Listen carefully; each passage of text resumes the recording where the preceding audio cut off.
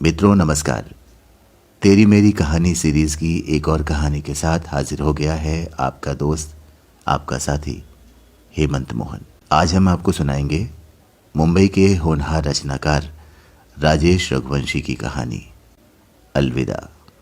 आज की कहानी कल्याणी के आत्मसम्मान की।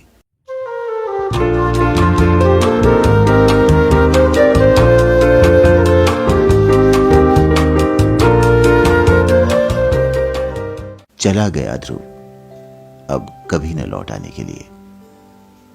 कल्याणी भी देखती रही उसका इस तरह जिंदगी से चले जाना। कभी स्वप्न में भी उसने ध्रुव के चले जाने की बात नहीं सोची थी, पर जीवन में अक्सर जैसा हम सोचते हैं वैसा होता नहीं। बड़ी देर तक कल्याणी उस राह को ताकती रही। सहसा अतीत ने अपने पंख फैलाकर मानो कल्याणी को अपने आगोश में ले लिया हो। उसे ध्रुव का पहली बार का मिलना याद आया। आभासी दुनिया में रचनाएं लिखने का उसका पहला प्रयास, और इसी आभासी दुनिया में ध्रुव से उसकी मुलाकात एक साथ ही हुई थी। ध्रुव साहित्य के मंच का मंझा हुआ खिलाड़ी था। कल्याणी की हर रचना में बदलाव या सुधार करना, उसे आत्मविश्वास से लेखन की ओर अग्रसर करना ध्रुव की आदत बन गई थी। उसे अपना गुरु मान कल्याणी भी उसके बताए रास्ते पर ही बढ़ती चली गई। ध्रुव का यह अधिकार भाव कब स्वामित्व भाव में बदलता चला गया, इसका पता ही नहीं चला उसे लगने लगा कि उसकी अपनी निर्मित और कृति है कल्याणी। वो भूल गया कि बिना अपनी योग्यता के कोई व्यक्ति कभी सफल नहीं बन सकता। ध्रुव अब मित्र से मालिक बनना चाहता था। कल्याणी की अपनी मर्यादाएं थी। भरसक कोशिश की कल्याणी ने उसे समझाने की, पर वो अब समझ से परे जा चुका था। अनुचित बातों का जब कल्याणी ने विरोध किया, तब ध्रुव के अहम को ठेस पहुंची। उसे इस तरह कल्याणी का विरोध पसंद नहीं आया।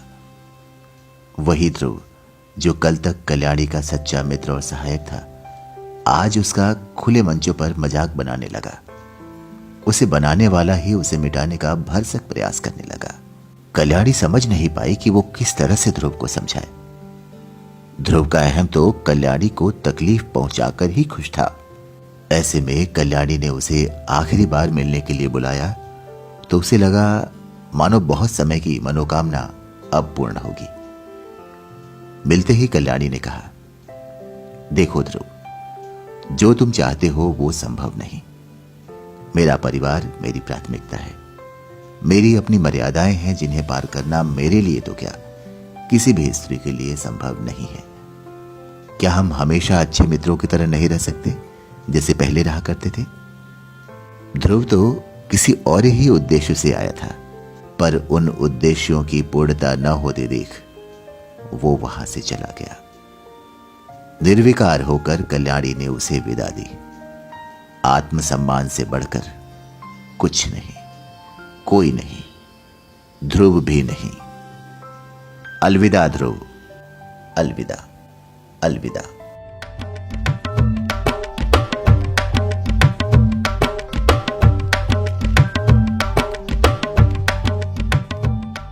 तो मित्रों, ये थी हमारे पसंदीदा कहानीकार राजेश रघुवंशी की कहानी अलविदा।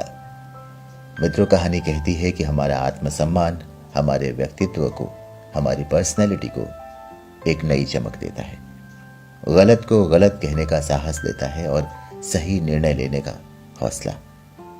अगर आपको कहानी अच्छी लगी तो इसे लाइक और शेयर जरूर करें, और अगर अभी तक आपने हमारे चैनल को सब्सक्राइब नहीं किया है तो प्लीज सब्सक्राइब भी कर दीजिएगा।